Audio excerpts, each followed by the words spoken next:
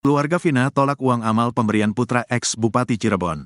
Buntut kembali mencuatnya kasus Vina Cirebon yang tewas bersama kekasihnya, Eki, menuai banyak simpati dari berbagai pihak.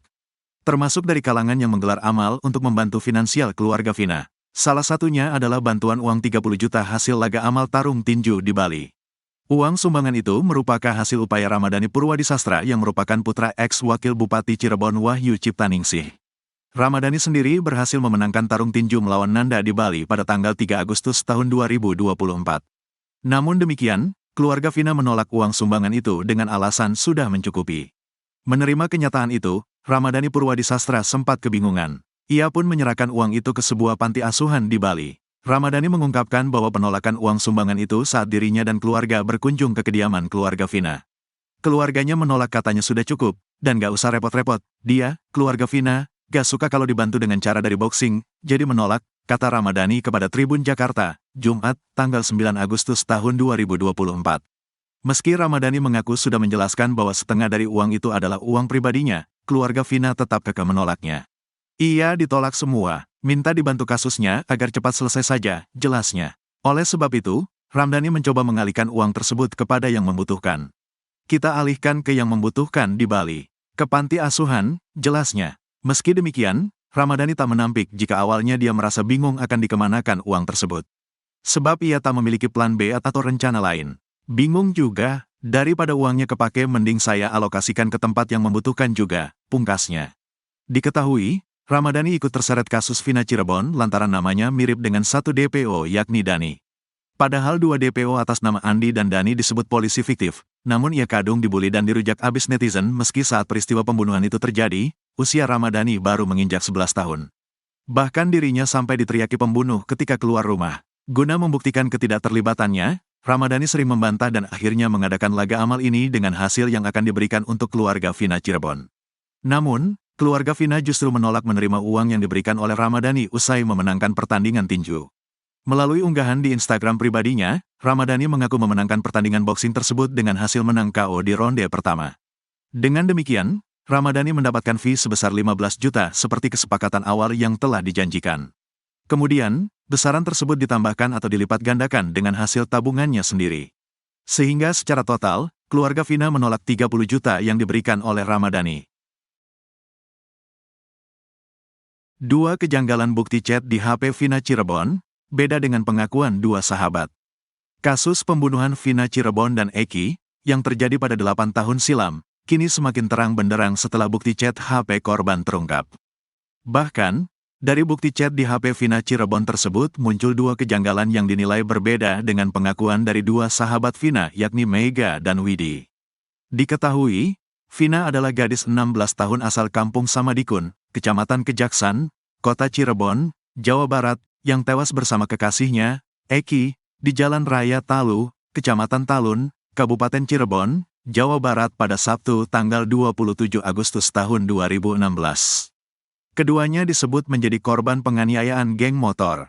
Ternyata pukul 1 waktu Indonesia Barat, Minggu tanggal 28 Agustus tahun 2016, Vina masih menerima SMS dari Mega. Padahal Mega dan Widi mengaku bahwa mereka melihat Vina dan Eki sudah tewas tengah malam di Rumah Sakit Gunung Jati Cirebon.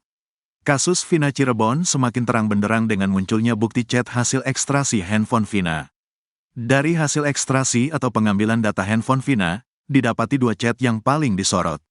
Kuasa hukum Saka Tatal Edwin Partogi Pasaribu menerangkan bahwa bukti chat Vina merupakan miliknya. Dia tertarik dengan satu chat yang berada di kolom 55 dan 58. Dalam chatnya, Vina mengirim SMS ke temannya, Widya Sari untuk mengajak main. Yang paling mengesankan dari bukti percakapan ini, percakapan antara Vina kepada Widi kita bisa rujuk di angka 55, katanya. Edwin menerangkan hasil ekstrasi ini terdapat perbedaan waktu 7 jam dengan aslinya karena merujuk pada UTC. Kalau di-Indonesiakan karena waktunya UTC ya waktu dunia, kalau dikonversi ke WIB itu 7 jam. Jadi pukulnya 22 jam 14 menit 10 detik ada SMS dari Vina kepada Widi yang mengajak untuk keluar jalan, dijemput kalau mau, katanya. Tepatnya, seperti ini isi SMA Vina ke Widi di pukul 22 jam 14 menit 10 detik WIB pada tanggal 27 Agustus tahun 2016. Mau gak mek? Entar dijemput sama kita, tulisnya. Chat itu dikirim dari nomor 0898899340XX. Nah, disinilah terdapat kejanggalannya. Jika beda waktunya adalah 7 jam, satu chat lain justru masuk pada pukul 1 waktu Indonesia Barat, Minggu tanggal 28 Agustus tahun 2016. SMS itu berasal dari nomor 089533182388XX. Wah, ada di mana pagi ya? Isun udah di rumah Widi, tulisnya. Dalam ekstraksi handphone, tertera waktunya adalah 18 jam 3 menit 4 detik tanggal 27 Agustus tahun 2016. Artinya SMS itu masuk pukul 1 waktu Indonesia Barat.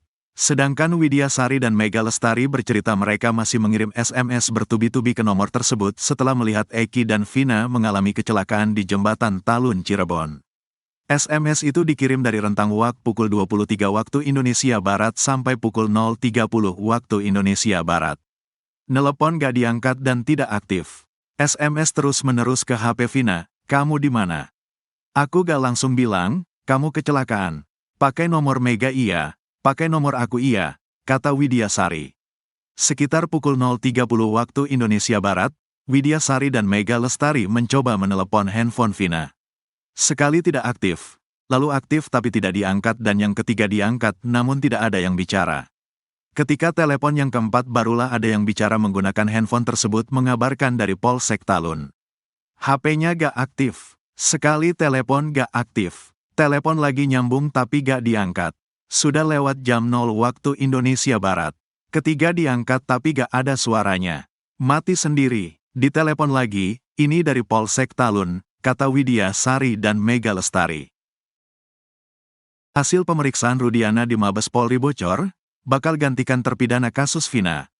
Hasil pemeriksaan Ibtu Rudiana oleh Propam di Mabes Polri, atas kasus pembunuhan Vina Cirebon dan Eki, bocor ke publik. Bahkan disebut-sebut, berdasarkan hasil pemeriksaan itu, Rudiana bakal menggantikan 7 terpidana kasus Vina Cirebon dalam BUI. Diketahui, Vina adalah gadis 16 tahun asal Kampung Samadikun, Kecamatan Kejaksan, Kota Cirebon, Jawa Barat, yang tewas bersama kekasihnya, Eki, di Jalan Raya Talu, Kecamatan Talun, Kabupaten Cirebon, Jawa Barat pada Sabtu tanggal 27 Agustus tahun 2016.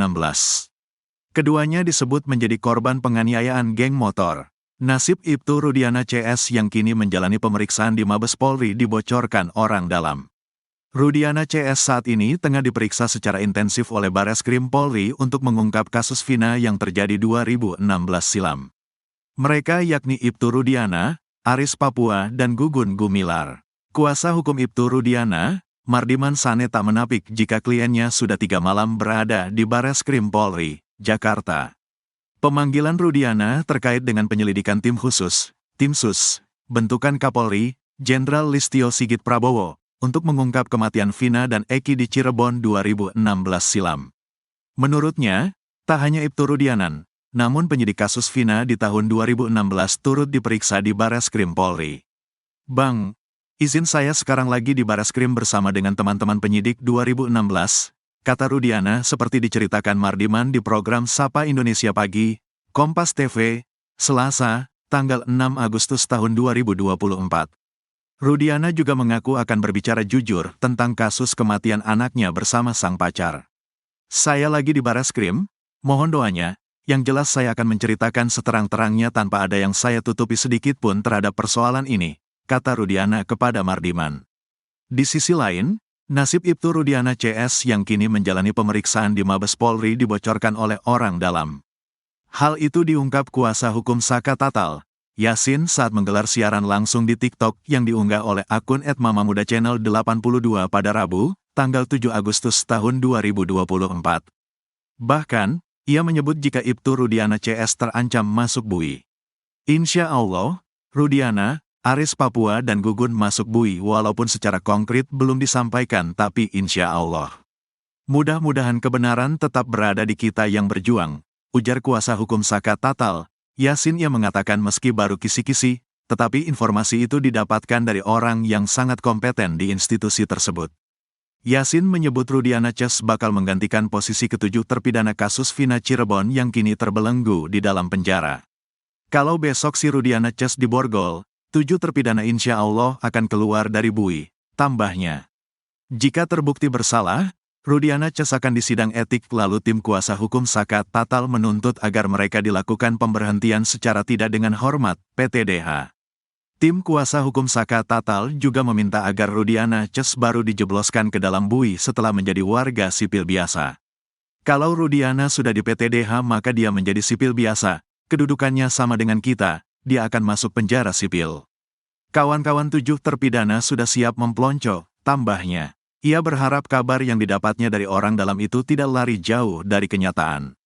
Kasus Vina rekayasa. Sementara itu, ex-Wakapolri, Komjen Pol Purn Ogroseno menyebut bahwa kasus pembunuhan Vina dan Eki di Cirebon pada 2016 lalu ada rekayasa yang jelas yang terlihat dari laporan polisi saat kasus tersebut terjadi. Sejak awal sudah jelas peristiwa ini rekayasanya kasat mata. Mulai dari laporan polisi peristiwa tanggal 27 Agustus diubah menjadi tanggal 31, ujar Ogroseno dilansir dari kanal YouTube Nusantara TV. Ia juga menyebut nama ayah Eki, Ibtu Rudiana yang telah membuat laporan peristiwa tersebut. Menurutnya, Ibtu Rudiana seharusnya tak melaporkan tentang kronologi runtut kasus Vina dan Eki itu. Sehingga, ia mengaku heran bagaimana Ibtu Rudiana bisa mengetahui kronologi lengkap kasus tersebut yang ditulis di dalam laporannya. Tanggal 31 juga laporannya seolah ada 8 orang, padahal Ibtu Rudiana pada saat itu dia tidak tahu peristiwa. Dia tahu peristiwa dari mana? Dengar dari orang disebutkan satu persatu. Kan kita bingung di sini membaca laporan polisinya, ungkapnya.